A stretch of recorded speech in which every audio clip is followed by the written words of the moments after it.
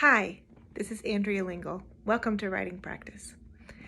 Today we are going to be talking about this is the fourth installment of our Let the Motion Carry You series.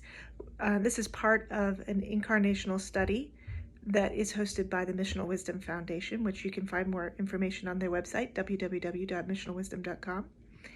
And this is a series that explores what is deeply real and true.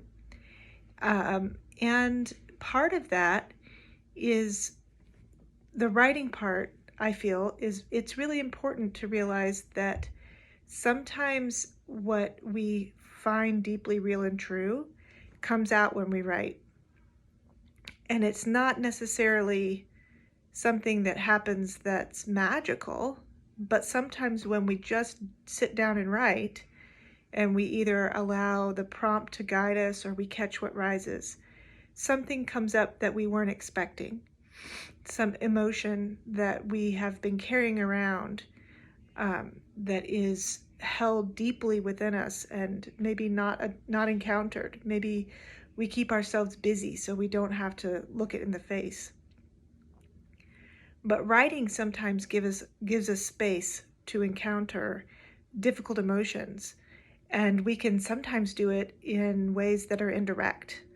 Perhaps writing fiction, writing a story that isn't about you necessarily, gives you space to explore things that are too scary or too close.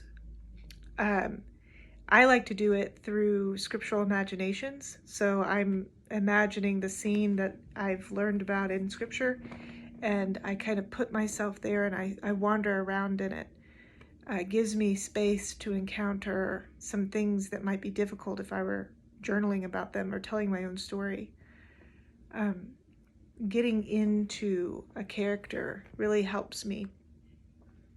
So I want to talk about how the motion or the practice of writing can help you encounter things that are difficult to encounter. And it is simply sitting down and doing it over and over and over that creates a container for these emotions that are difficult to encounter, maybe grief, maybe depression. And sometimes when you sit down, you feel like, I don't have anything to say. I don't have anything important. I don't have anything clever. The words are really hollow. And that's okay. This isn't a space to sit down and create a masterpiece. This is create a space of discipline where we sit down over and over and over, and we create space for words to fill pages. And that's all we're asking ourselves to do. But in the discipline, in the returning to the page over and over, you at times, not every time, but at times you will get swept up in the motion of writing, and you will be able to encounter something deeply true and real. So I want to use this week a very simple prompt that my writing practice mentor, Natalie Goldberg, uses all the time. And I want to offer it to you as a tool anytime you are stuck. Start with a short writing, what I notice, and then you can follow that up with an additional writing, what I am not noticing, or you can say what I'm looking at and what I'm not looking at. And that gives you a way, I like the juxtaposition of those two writing prompts, because the first one gives you a chance to address what's consciously in your mind.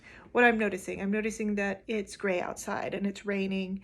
I'm noticing that the seasons are starting to change. I'm noticing that I'm tired. I'm noticing that I need a vacuum.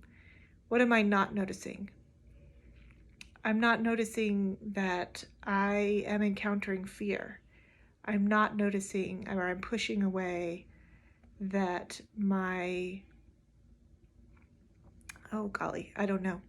But you can see how what you're not noticing is a very powerful prompt, but you might want to use that one after you've already used what I'm noticing to get yourself going, because the blank page is an intimidating space.